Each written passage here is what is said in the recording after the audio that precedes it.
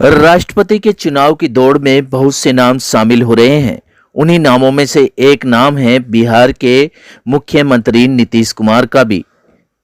आस लगाई जा रही है कि इस बार उनके नाम पर सभी लोग अपनी सहमति जता सकते हैं, लेकिन ज्योतिषी गणना के अनुसार नीतीश कुमार की कुंडली क्या बताती है, इस बारे में जब हमने विश्वविख्यात ज्योतिषाचार्य पंडित वेद मूर्ति प्रियव्रत शास्त्री से जाना तो उन्होंने क्या कुछ बताया नीतीश कुमार की कुंडली के बारे में। साफ स्पष्ट शब्दों में कुंडली ने दिखा दिया नीतीश कुमार का भविष्य। आप स्वयं सुनिए क्या बता रहे हैं पंडित वेद मूर्ति प्रियव्रत शास्त्री जी महाराज। देखिए, हम तो राजनीतिक विश्लेषण बहुत कम करते हैं, लेकिन जब आज आपका प्रश्न है तो हमने उनका जो जन्म तारीख है वह 1 मार्च 1951 का उनका बर्थ है, और जो उनका बर्थ का टाइम है वो रात्रि 1:25 नालंदा में उनका जन्म हुआ है। तो जब हम इसकी कुंडली निकालते हैं तो वृश्चिक लग्न के ये जातक होते हैं। तो वृश्चिक लग्न का स्वामी होते हैं मंगल। मंगल हमारे शरीर में ब्लड का मालिक होते हैं और अग्नि तत्व का मालिक होता है। ऐसे व्यक्ति थोड़ा जिद्दी स्वभाव के होते हैं, ऐसे जातक, और बहुत जल्दी उनके अंदर क्रोध आ जाता है। और इनका मंगल जो है वो पंचम भाव में बैठा हुआ है। लेकिन जहाँ तक की बात है, जो हमने कुंडली की गणना करते हैं इनका, और जो हमारा ज्योतिषीय विश्लेषण बतलाता है कि अभी जो वर्तमान में उनकी जो महादशा चल रही है वो राहु की महादशा चल रही है।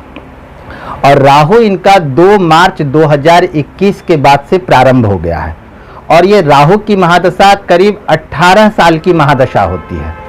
और 18 साल की महादशा में अभी राहु में राहु का अंतर चल रहा है इनका 2 मार्च 2021 के बाद से। तो जो हमारा ज्योतिष में राहु का है, राहु पाप ग्रह है, और नीतीश कुमार जी की कुंडली में जो है वो राहु चतुर्थ भाव सुख भाव में बैठे हुए हैं, जबकि ऑलरेडी वहाँ बुध, सूर्य, गुरु और सूर्य 4 ग्रहों की युति है इनके चतुर्थ भाव में, सुख भाव में। मुख्यमंत्री बनने का इन्होंने जो रिकॉर्ड बनाया उसका मुख्य जो है वो बुध और सूर्य का देन है, जिनकी कृपा से ये सबसे लंबे मुख्यमंत्री बने।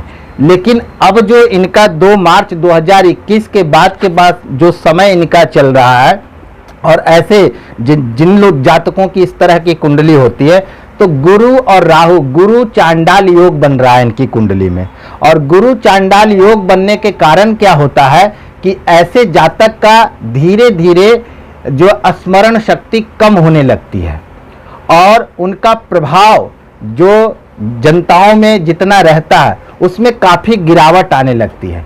और राहु मन को केंद्रित करता है, यानी जब राहु की महादशा आती है तो अच्छे लोगों को मनोवृत्ति को खराब कर देती है, मानसिक बीमारियों से ग्रसित कर देती है।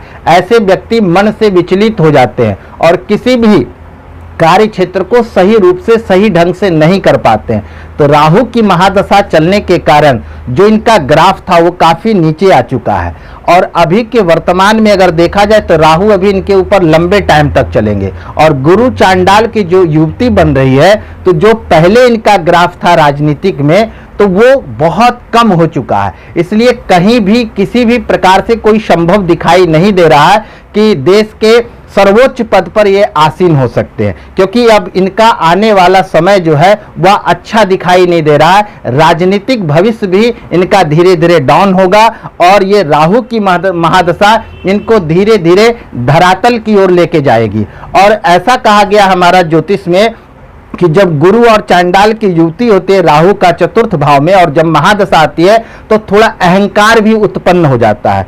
तो हमारे शास्त्रों में कहा गया, अहंकार में 3 गए, धन, वैभव और वंश, ना मानो तो देख लो रावण, कुंभकर्ण और कंस।